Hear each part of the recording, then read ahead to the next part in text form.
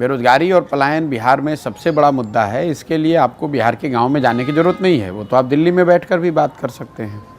लेकिन जब गांव में आप जाते हैं तो आपको इन समस्याओं की विकरालता का, इसके सामाजिक आर्थिक पहलुओं की समझ बनती है। जैसे पलायन है, सामान्यतः लोगों की समझ ये है कि बिहार में पलायन बहुत बड़ा मुद्दा है, लेकिन इससे ज़्यादातर गरीब लोग प्रभावित हैं क्योंकि लोग बाहर मजदूरी करने जाते हैं।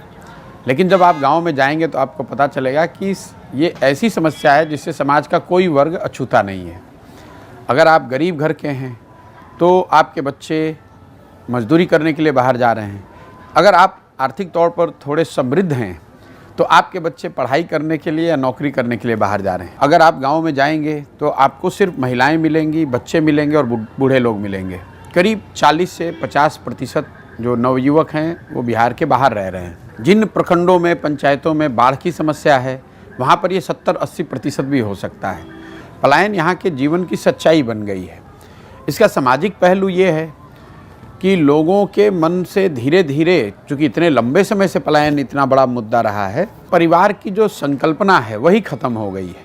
शायद ही कोई गांव में आपको ऐसा घर मिलेगा जिसमें ये 3 पीढ़ियों के लोग साथ में रह रहे हों। तो इसका कोई राज्य सरकारें जितनी आई हैं उनकी पॉलिसी में कोई झलक है कि इसका समाधान कैसे? नहीं, बिल्कुल नहीं है। क्योंकि देखिए, सरकारों में इसकी झलक तो तब दिखेगी जब समाज में वो चेतना आए, समाज में ये मुद्दा बने, तभी।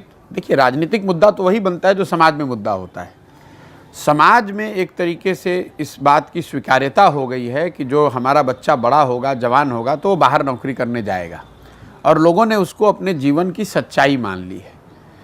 इसलिए यहाँ बहुत सबसे बड़ा मुद्दा होते हुए भी ये कभी राजनीतिक मुद्दा नहीं है, जबकि ये बहुत बड़ा ब्रेन ड्रेन है। सिर्फ ब्रेन ड्रेन नहीं है। पलायन के अन्य पहलू क्या है? सिर्फ लोग यहाँ से नहीं जा रहे हैं, लोगों जो यहाँ से पढ़े लिखे समझदार लोग हैं, जो बुद्धिजीवी हैं, वो जा रहे हैं। और इसके साथ साथ बिहार से बहुत बड़ा पूंजी का पलायन हो रहा है। यहाँ पर जो लोग बचत करते हैं, जो बैंकों में पैसा जमा करते हैं, जिसकी चर्चा कहीं नहीं होती है, आपको माइग्रेशन या डिस्ट्रेस जो पॉवर्टी दिखती है, उसका एक कारण है कि पलायन हर पहलू से पलायन है। बुद्धि का पलायन है, शरीर का पलायन है, पूंजी का पलायन है। तो यहाँ पर जो बच गया वो बिल्कुल जिसके पास कुछ भी नहीं है, ना बुद्धि है, ना पूंजी है, ना शारीरिक श्रम की ताकत है। आप बूढ़े हो गए तो आप बिहार में हैं। अगर शारीरिक श्रम करने की आपकी क्षमता है तो आप बाहर गए हैं। अगर आपके पास पढ़ाई की क्षमता है तो आप बाहर गए हैं। अगर आपके पास पैसा है बिजनेस व्यापार करने के लिए तो आप बाहर गए हैं।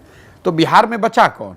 मेजॉरिटी वो लोग बचे हैं जो पूरी तरीके से सरकारी व्यवस्था पर डिपेंडेंट हैं।